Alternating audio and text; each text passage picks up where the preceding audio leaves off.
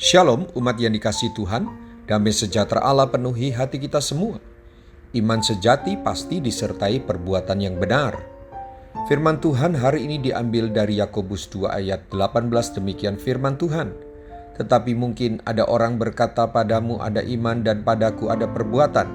Aku akan menjawab dia, tunjukkanlah kepadaku imanmu itu tanpa perbuatan, dan aku akan menunjukkan kepadamu imanku dari perbuatan-perbuatanku.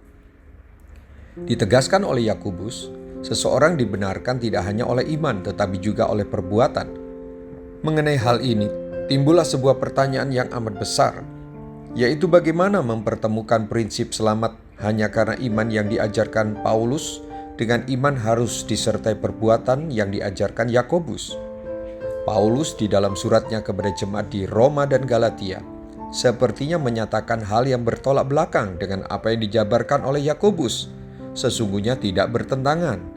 Kesalahpahaman kitalah yang membuat apa yang diajarkan Paulus dan Yakobus nampak bertentangan, tidak bisa diselaraskan. Perhatikan, ketika Paulus berkata bahwa manusia dibenarkan karena iman dan bukan karena melakukan hukum Taurat, jelas ia berbicara tentang perbuatan yang artinya berbeda dengan yang dimaksud oleh Yakobus. Paulus berbicara tentang perbuatan yang dilakukan untuk menaati hukum Musa agar beroleh selamat dan sebelum manusia mengenal Injil. Iman yang seperti ini tak akan menyelamatkan.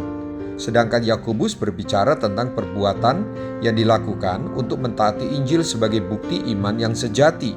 Perbuatan yang ditekankan Yakobus adalah hasil dari buah dari pertobatan yang pantas ada, wajib ada dari kepercayaan atau iman sejati kepada Yesus Kristus. Bapak, Ibu, Saudara-saudari, jangan permainkan perkataan atau pengakuan iman kepada Tuhan Yesus Kristus, sebab setiap orang yang beriman kepada Kristus wajib mewujudkannya dalam perbuatan. Jika tidak, maka itu sama saja dengan iman setan, bukan iman sejati.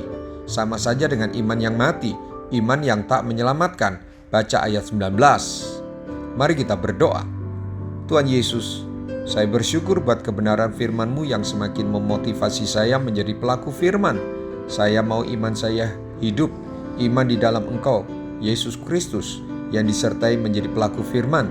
Iman saya semakin Engkau murnikan dengan cara mendengar firman, dan firman itu membersihkan saya, sehingga tidak ada kepalsuan pada iman saya. Saya tidak jadi pendengar saja, tetapi pelaku. Terima kasih ya Tuhan buat teguran dan peringatan-Mu melalui renungan firman hari ini.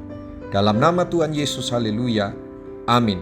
Sampai jumpa besok dengan suara gembala, firman Allah yang hidup. Tuhan Yesus memberkati.